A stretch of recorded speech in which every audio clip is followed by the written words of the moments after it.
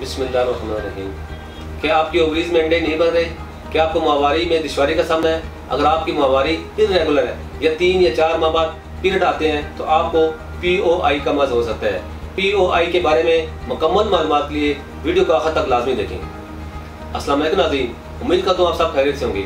नाज़रीन, आज मैं अपने प्रोग्राम में ख़वातीन का एक बहुत अहम मसला जिसे primary ovarian premature insufficiency ovarian failure कहते हैं। बहुत सी ख़वातीन इस मसले का शिकार होकर कंसीव करने में प्रॉब्लम का सामना कर रही होती हैं और बाज़ दफ़ा इस मसले की वजह से प्रेगनेंसी नहीं हो पाती। तो आज के प्रोग्राम में आपको बताऊंगा कि प्राइमरी ओवरीन इनसफिशिएंसी क्या है, इसकी अलामात और वजूहात क्या है। और बहुत सी ख़वातीन जानना चाहती हैं क्या इलाज से इस मर्ज को ख़त्म किया जाता है, या इसके अलावा बहुत सी ख़वातीन से सवाल होते हैं कि क्या POI के बावजूद प्रेगनेंसी हो सकती है या नहीं।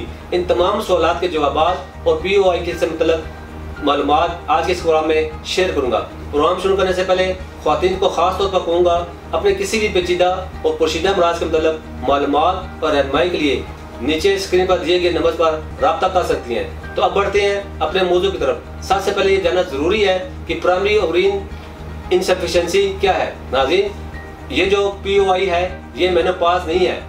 ये मेनोपॉज इसलिए नहीं क्योंकि मेनोपॉज में औरत के पीरियड्स बिल्कुल ख़त्म हो जाते हैं और उसके अंदर माँ बनने की सलाहियत बिल्कुल ख़त्म हो जाती है, क्योंकि औरत की ओवरीज के अंदर अंडे बिल्कुल नहीं बन रहे होते। जबकि POI के अंदर यानी प्राइमरी ओवरीन इनसफिशिएंसी में औरत की जो ओवरीज हैं वो फंक्शन नहीं कर रही होती, लेकिन औरत को पीरियड्स भी आते हैं, माहवारी आती है, पीरियड्स इर्रेगुलर होते हैं और कुछ ओवरीज साइकिल में अंडा भी बनता है और अंडा खारिज भी होता है और ऐसी औरत के अंदर माँ बनने की सलाहियत होती है और औरत प्रेग्नेंट हो सकती है। नाज़रीन, इसके अलावा प्राइमरी ओवरीन इनसफिशिएंसी का मतलब ये है कि इवन 15 साल, 25 साल या 40 साल से कम उम्र के ख़वातीन के अंदर ओवरीज प्रॉपर काम नहीं करती। जब ओवरीज प्रॉपर फंक्शन नहीं करती तो जाहिर है ओवरीज के अंदर फॉलिकल्स भी ज़्यादा नहीं बनते। अगर फॉलिकल्स बन भी जाए तो मैच्योर नहीं होते, यानी इनकी डेवलपमेंट भी सही नहीं होगी और अंडा मैच्योर नहीं होगा और फिर ओवरीज से खारिज नहीं होगा। जब अंडा ओवरीज से खारिज नहीं होता तो औरत को पीरियड्स नहीं आएंगे, यानी बाज़ दफ़ा पीरियड्स होते हैं, हल्की सी स्पॉटिंग होती है या बहुत सी ब्लीडिंग होती है, क्योंकि ओवरीज के अंदर कम मिकदार में फॉलिकल्स मौजूद होते हैं और कम मिकदार में ही अंडे बनते हैं। अब इसकी कुछ वजूहात का जिक्र करूँगा जैसे ये मसला हो सकते हैं। POI की सबसे पहली वजह जेनेटिक है।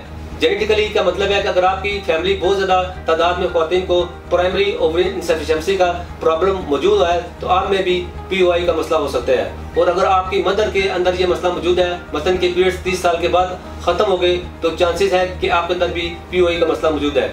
इसके अलावा वो पेशेंट जिसको एंडोमेट्रासिस या PCOD या PCOS का मसला हो, इन्हें भी POI हो सकता है। इसके अलावा वो ख़वातीन जिनके ओवरीज के ऊपर सर्जरी हुई हो या जिनकी ट्यूब्स पर सर्जरी हुई हो तो इनके अंदर भी कभी कभी ब्लड सप्लाई डैमेज हो जाती है, सर्कुलेशन नहीं होती, जिसकी वजह से ओवरीज प्रॉब्लम यानी फंक्शंस नहीं करती और ऑटो में प्राइमरी ओवरीन इनसफिशिएंसी हो जाती है। इसकी वजूहात में वो ख़वातीन भी शामिल हैं जिनका कैंसर ट्रीटमेंट हुआ हो या इनको केमोथेरेपी या रेडियोथेरेपी हुई हो या इनको कोई वजह रेडिएशंस मिली हो, इसकी वजह से औरतों को प्राइमरी ओवरीन इनसफिशिएंसी हो सकता है। इसके अलावा टॉक्सिन, सिगरेट या पेस्टिसाइड्स वगैरह से भी POI हो सकता है। नाज़रीन, अब POI की अलामात के बारे में बताता हूँ। सबसे पहली अलामत यह है ख़वातीन को पीरियड्स नहीं आते। वो यंग गर्ल्स जिनको 14 साल की उम्र तक पीरियड शुरू होने होते हैं, इन्हें वो भी नहीं होते या कभी कभार एक दफ़ा होने के बाद साल गुजर जाता है लेकिन वो दोबारा ना होते हों या फिर हर 4 माह बाद हो रहे हों।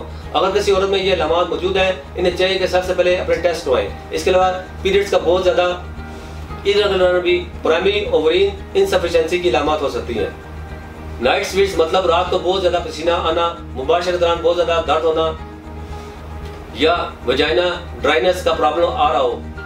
यंग गर्ल के अंदर प्यूबर्टी बराबर नहीं होती, ख़ास तौर पर अगर आपको एमनोरिया यानी जब आपको पीरियड्स 4 माह से नहीं हुए या 4 माह से इर्रेगुलर है तो आप फौरन डॉक्टर से रिव्यू करना चाहिए और टेस्ट लाजमी कराएं। इसके अलावा LH FSH हार्मोन के बढ़ जाने से प्राइमरी ओवरीन इनसफिशिएंसी का मसला होता है। इसके बाद आपको ये बताता चलूं, इन अलामात के बाद आपने कौन कौन से टेस्ट करवाने हैं। आप सबसे पहले FSH और LH के टेस्ट करवाने हैं। अगर FSH ज़्यादा हो तो पहले इनका इलाज करवाना है। सेकेंड, आपको AMH एंटी मुलोरिन लेवल हार्मोन के टेस्ट करवाने हैं। AMH लेवल अगर बहुत ज़्यादा लो है, ऐसे केसेस में अभी POI का प्रॉब्लम हो सकता है। तीसरे नंबर पर एस्ट्रोजन की डेफिशिएंसी की वजह से आप पीओआई का प्रॉब्लम हो सकता है। एस्ट्रोजन जब कम मिकदार में हो तो फॉलिकल्स कम मिकदार में बनते हैं, वो मैच्योर भी नहीं होते।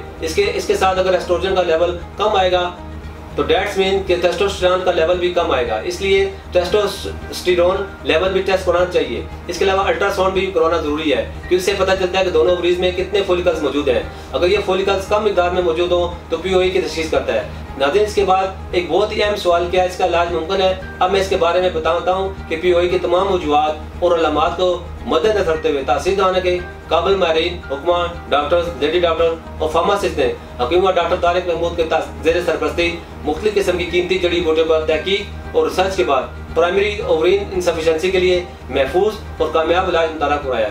हमारे इलाज में शामिल कीमती जड़ी बूटियों सबसे पहले हार्मोन्स को मुतवाज़न करती हैं और एफएसएच और एच की ज्यादती को कंट्रोल करके इन्हें इत्तदाल में लाती है। इस इलाज में इन अद्वियात को शामिल किया गया है जो एमएच यानी एंटी मुलोरियन हार्मोन्स की कम मिकदार को बढ़ाकर इसे नॉर्मल हालत में लाता है। तहसीलदार का ये कामयाब और बेज़रर इलाज एमनोरिया जैसे मसाइल से निजात दिलाकर औरत के पीरियड्स को रेगुलर करता है, जिससे माहवारी में हाल तमाम रुकावटें दूर हो जाती हैं और औरत को हर माह पीरियड्स रेगुलर आते हैं। हमारा हर्बल इलाज में ओवरीज में मौजूद फॉलिकल्स की मिकदार कुदरती तरीके से बढ़ाता है, जिससे माहवारी भी आती है और अंडे प्रॉपर रिलीज भी होते हैं और औरत की जल्द प्रेगनेंसी के चांसेस भी बढ़ जाते हैं। इसके अलावा हमारे अद्वियात औरत की अंदरूनी और बैरूनी कमजोरी को खत्म करके औरत को सेहतमंद बनाती है, जिससे औरत के साथ साथ बच्चे की सेहत पर भी मुस्बत असरात मरतब होते हैं।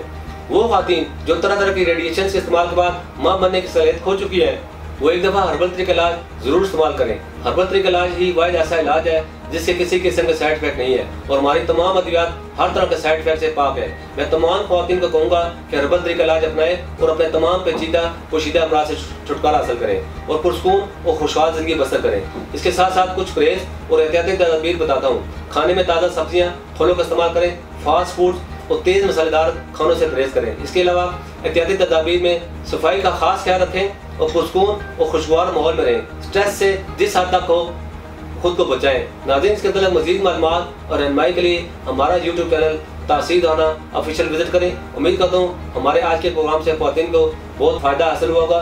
किसी भी तरह की इंफॉर्मेशन के लिए स्क्रीन पर दिए गए नंबर पर कॉल करके अपना मसला बता सकती हैं। इसके अलावा वो ख़वातीन जो किसी वजह से क्लिनिक नहीं आ सकती, वो अपनी रिपोर्ट्स हमें व्हाट्सएप करके अद्वियात घर मंगवा सकती हैं और पीओआई जैसे मर्ज से निजात हासिल करके अल्लाह की नेमत हासिल कर सकती हैं। नाज़रीन, अगले प्रोग्राम में एक नए मौजू के साथ दोबारा हाजिर होऊंगा। तब तक के लिए मुझे इजाज़त दीजिए। अल्लाह हाफिज़।